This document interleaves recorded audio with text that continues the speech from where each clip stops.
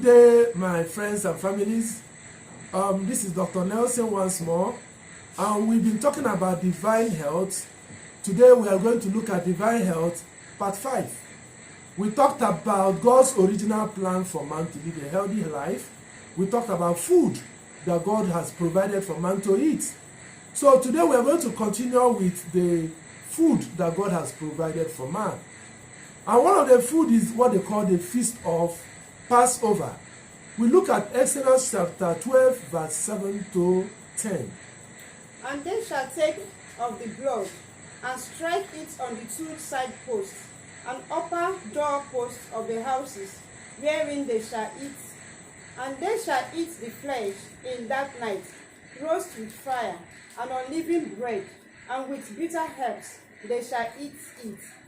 Eat not of it raw, nor sodden at all with water, but roast with fire his head with his legs, and with the portions thereof. And ye shall let nothing of it remain until the morning, and that which remaineth of it until the morning ye shall burn with fire. You see, God is not only telling man what to eat, but God is also telling man how to eat it and when to eat it, including what to eat.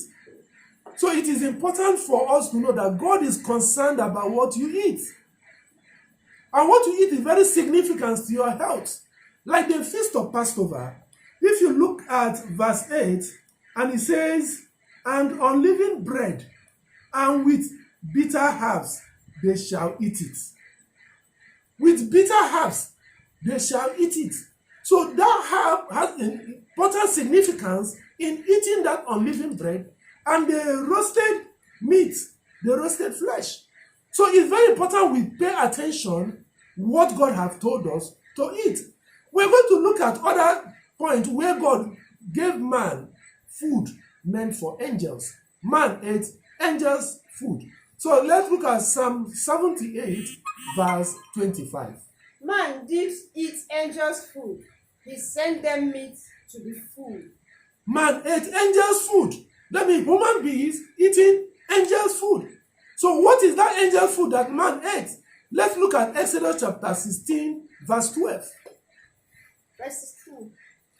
Exodus chapter 16, verse 12. I have heard the mourning of the children of Israel. Speak unto them, saying, as even ye shall eat flesh, and in the morning ye shall be filled with bread, and ye shall know that I am your God. You see, God provided the food for man to eat. It was God's provision for them in the wilderness. So they began to eat angels' food. Man began to eat angels' food. Let's look at Psalm 105, verse 37 and verse 40. And it says, he brought them forth also with silver and gold, and there was not one feeble person among their tribes. Egypt was glad when they departed, for the fear of them fell upon them. He spread a cloud for a covering, and fire to give light in the night. The people asked, he brought squirrels, and satisfied them with the bread of heaven. He satisfied them with the bread of heaven. So God gave them, he said, for the number of days, for 40 years, they walked in the wilderness. They were not sick, they were strong. There was no sick person among them. Why? Because they were eating angels' food. Because God provided that food that they were eating. And as long as they were eating that food, they were healthy. That is to tell us God has great provision for our health. So it is important you begin to eat what God has instructed us to eat. You can even see the provision God has made for man to live.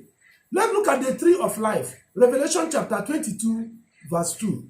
In the midst of the street of it, and on the either side of the river, was there the tree of life, which bare 12 manner of fruits, and yielded her fruits every month, and the leaves of the tree were for the healing of the nations. You can see the leaves. The leaves of the tree were for the healing of the nations. The leaves. God has provided enough leaves, which are herbs, that man can use for the healing of the nations. So God has made enough provision. Man doesn't need to be sick. Even though when the man is sick, God has made healing provision.